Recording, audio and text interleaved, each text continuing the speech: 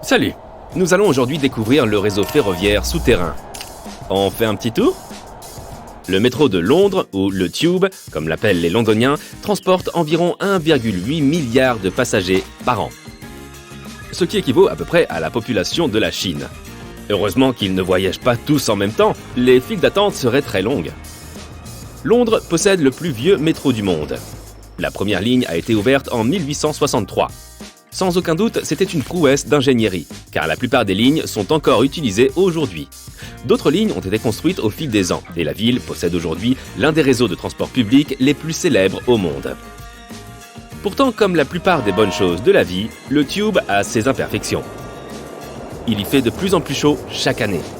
Selon un article, la température moyenne dans les tunnels était d'environ 14 degrés en 1900. Alors, comment sont-ils devenus de véritables saunas? Eh bien, il y a plusieurs facteurs. Mais commençons par les tunnels eux-mêmes.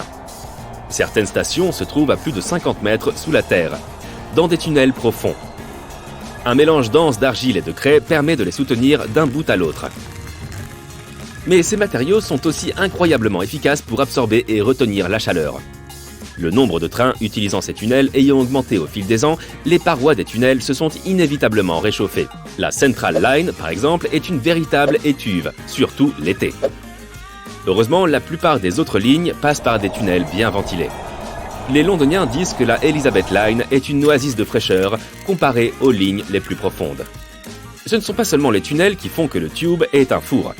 Les gares sont apparemment trop proches les unes des autres. Il y a 170 stations sur le réseau, toutes à moins d'1 kilomètre les unes des autres. Les trains s'arrêtent et démarrent donc constamment, ce qui génère beaucoup de chaleur. Biologiquement parlant, le corps des humains génère lui aussi de la chaleur. D'après nos calculs, les passagers du Tube génèrent environ 2% de toute la chaleur des tunnels. Bien sûr, ce n'est rien comparé à d'autres facteurs. Et on ne peut de toute façon pas retirer les passagers de l'équation. Il n'y aura plus personne pour prendre le métro. Les autorités essaient de trouver les moyens de ventiler les tunnels. On parle d'installer des systèmes de climatisation. Et le Knightsbridge est la station test. C'est l'une des plus chaudes du réseau. Elle est équipée de refroidisseurs d'air.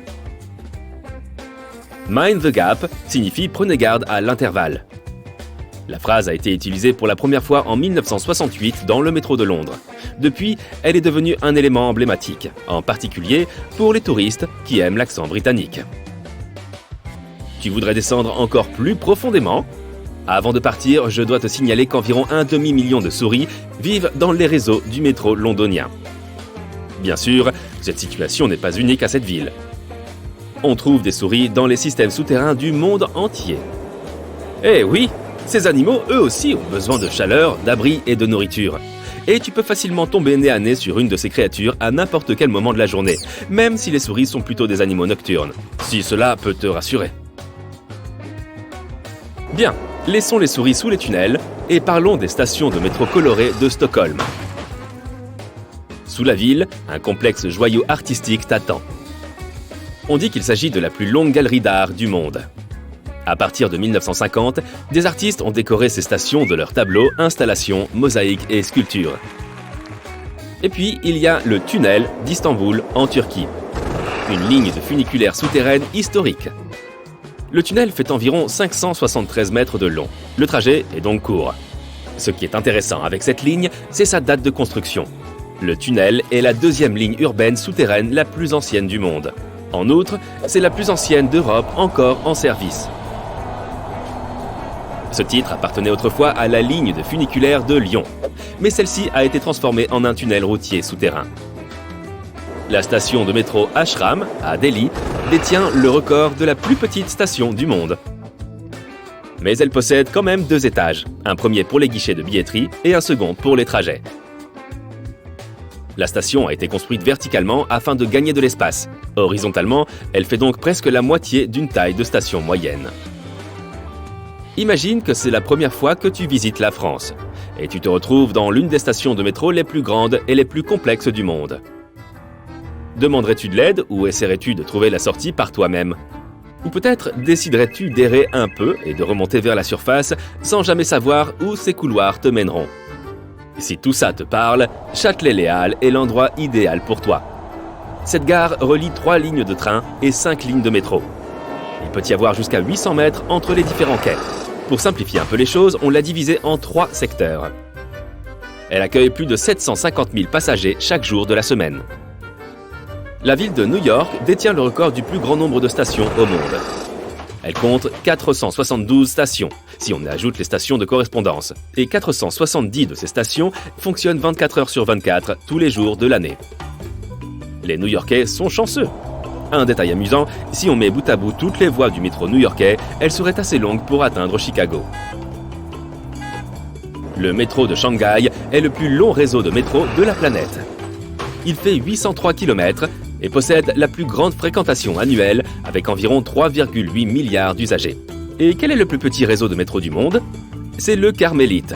Il ne compte que 4 voitures et 6 stations le long d'un unique tunnel d'environ 1,5 km. Notre prochain arrêt est Copenhague. Certaines de ces stations de cette ville sont situées sous le sol. Mais elles sont visibles grâce aux ascenseurs et à des pyramides de verre. Les pyramides apportent un peu de lumière du jour aux quais souterrains. N'est-il pas agréable de sentir le soleil en attendant que le métro arrive? Une autre chose intéressante au sujet du métro de Copenhague, ce sont ces trains sans conducteur. C'est l'un des premiers métros sans conducteur, fonctionnant 24 heures sur 24 et 7 jours sur 7. Bien sûr, les rails ont besoin d'être entretenus, mais ce n'est pas un problème pour ce réseau qui possède un système à 2 voies. Grâce à cela, les agents peuvent travailler sur une voie, pendant que l'autre est toujours en service. Au fait, d'où vient le mot métro?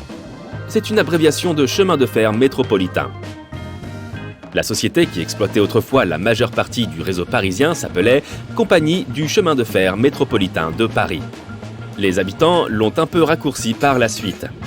Ensuite, le métropolitain a lui-même été raccourci en métro. Avec le temps, ce mot a fini par désigner tous les réseaux de chemin de fer souterrains. Le métro de Dubaï propose 3 classes différentes. Argent, or et femmes et enfants. 4 des voitures sont de type argent. Elles sont aménagées comme des wagons ordinaires. La voiture restante est divisée en 2 parties. La première est réservée aux femmes et aux enfants, et la seconde est la Gold Class. Cette dernière propose des sièges individuels du type de ceux qu'on trouve dans les trains et les avions. Les billets de la classe or coûtent plus cher. Sur les murs de la voiture, des signes d'avertissement peuvent apparaître. Les personnes voyageant en classe or sans le bon billet sont passibles d'une amende de 27 €. Il y a un sens caché derrière les couleurs des lignes de métro de Prague. Ces lignes ont un aspect géométrique moderne. Par exemple, la couleur dorée symbolise le château de Prague. La couleur verte représente les jardins royaux. Et la ligne rouge rend hommage aux 27 seigneurs tchèques de l'insurrection de 1621. Il existe aussi des lignes marron, bleu et rouge-violet. Depuis 2022, la ligne M1 du métro de Budapest est un site de l'UNESCO. Avec ses racines historiques et son ingénierie étonnante, cette ligne de métro est un chef-d'œuvre architectural et artistique. De plus, la M1 est la plus ancienne ligne de métro de Budapest. Le cachet original des anciennes stations a été préservé. Et les usagers peuvent y découvrir des photos et y lire des informations historiques très intéressantes. Pour finir, savais-tu que voyager en transport public est 10 fois plus sûr au kilomètre que de voyager en voiture? Eh bien voilà, maintenant, tu le sais.